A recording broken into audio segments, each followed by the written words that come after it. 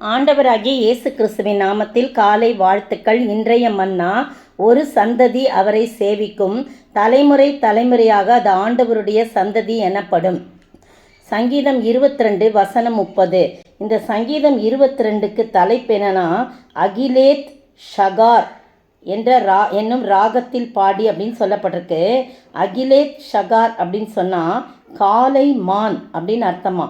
காலையில் வேட்டையாடப்படும் மானின் நிலைமையை குறித்து இந்த சங்கீதக்காரன் இந்த பாடலாக எழுதுவதாக சரித்திரம் கூறுகிறது. பாருங்கள், இது அப்படியே படிச்சுட்டு வந்தால் கடைசியில் என்ன சொல்லப்பட்டிருக்கு, ஆண்டவர் தான் பூமியின் எல்லைகளிலும் நினைவு கூர்ந்து கர்த்தரிடத்தில் திரும்பும், பூமியின் எல்லைகள் எல்லாம் கர்த்தரிடத்தில் திரும்பும், ஜாதிகளுடைய சந்ததிகள் எல்லாம் உமது சமூகத்தில் தொழுது கொள்ளும், ராஜ்யம் கர்த்தருடையது, அவர் ஜாதிகளில் அரசாளுகிறவர். அப்போ பூமியை ஆள்கிறவர் கர்த்தர் ஒருவர் தான். அவருடைய அனுமதியின்றி யாரும் ஆள முடியாது. இன்றைக்கு ஆள்கிறவர்கள் இருந்தாருச்சுன்னா அவரெல்லாம் ஆண்டவராகிய கர்த்தர் கீழாக ஆளுகை செய்கிறவர். அவர்தான் ஆளுகை செய்கிறவர், அவர்தான் தலைமை.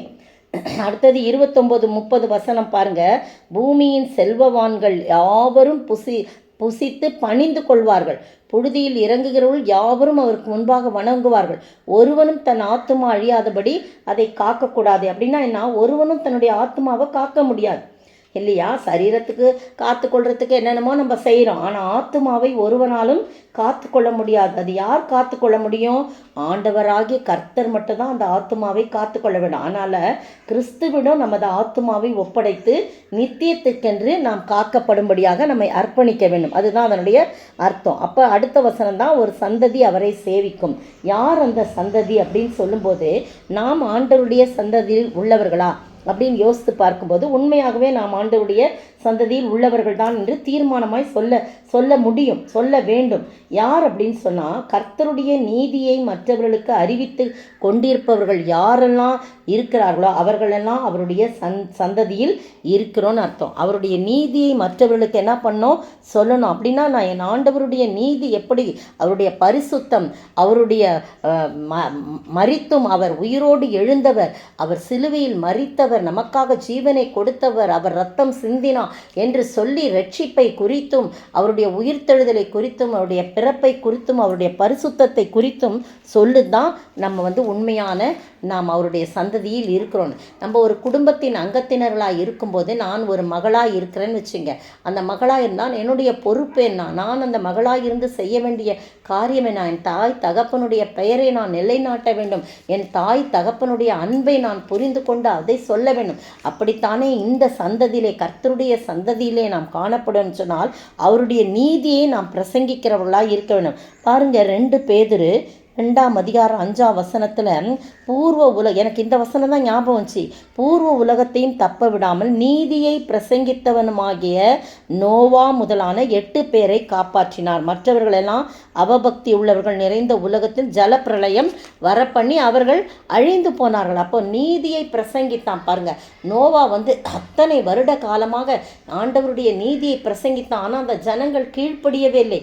அதனால தான் அவ்வளோ பெரிய பேழையில் 8 பேர் மட்டும், நோவா, அவனுடைய மனைவி, அவனுடைய 3 பிள்ளைகள், 3 பிள்ளைகளுடைய மனைவி, அதுக்கு பிறகு தான் குழந்தையெல்லாம் பிறக்குது ஜலப்பிரளயத்துக்கு பிறகு.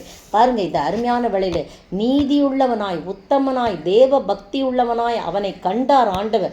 அவனை கண்ட உடனே அவனுக்கு சொன்ன உடனே அவன் எல்லாம் ப்ரிப்பேர் பண்ணிக்கிட்டே அந்த பேழையை உண்டு பண்ணிக்கொண்டே அவன் நீதியை பிரசங்கித்தான். எல்லாரும் கேலி பண்ணுறாங்க, ஏன் இதை போய் பண்ணுறேன்னு.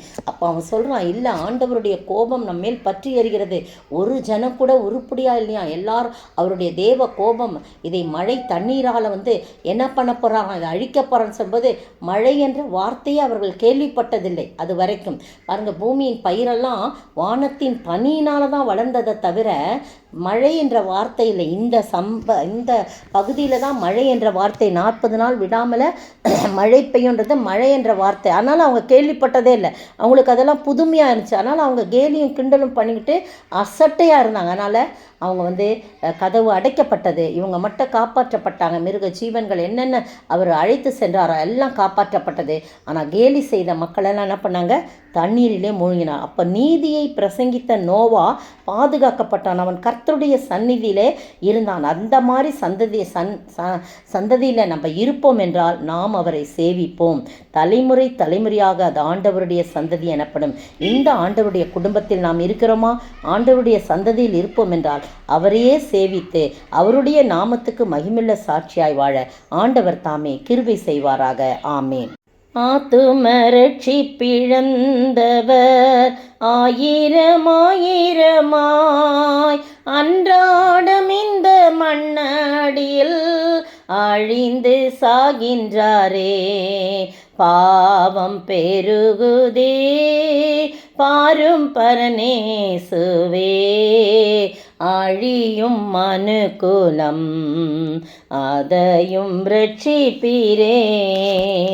அழியும் மனுக்குலம் அதையும் ரட்சிப்பீரே. சோத்தரிக்கிற ஆண்டவரே, துதிக்கிற ராஜா, வாழ்த்துகிற வணங்கிறப்பா.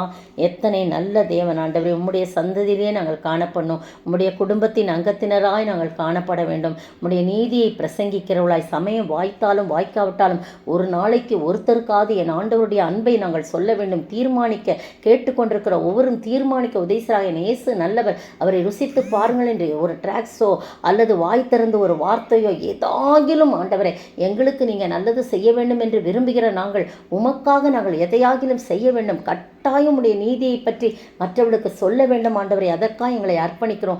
நீதியை யார் யார் பிரசங்கிக்கிறார்களோ, நீதியை பற்றி உம்முடைய நீதியை பற்றி யார் யாருக்கெல்லாம் சொல்லுகிறோமோ அவர்களெல்லாம் உடைய சந்ததியாய் காணப்படுறோம் ஆண்டவரே. உண்மையே சேவித்து உண்மையே வணங்கி பணிந்து கொள்ள நீர் உதவி செய்யுங்க. உம்முடைய சந்ததியிலே நாங்கள் காணப்பட உதவி செய்யுங்க. இயேசுவின் நாமத்தில் பிதாவே, ஆமேன். நேற்றைய பதில், பர்னபா சவுலை தேடும்படி தர்சுவுக்கு புறப்பட்டு போனான். அவன் நல்லவனும் பரிசுத்த ஆவியினாலும் விசுவாசத்தினாலும் நிறைந்தவனுமாயிருந்தான். அப்போஸ்தலர் 11:24-25. இன்றைய கேள்வி, பேதுருவை ஏரோது ராஜா யார் வசமாக ஒப்புவித்தான்? பேதுருவை ஏரோது ராஜா யார் வசமாக ஒப்புவித்தான்?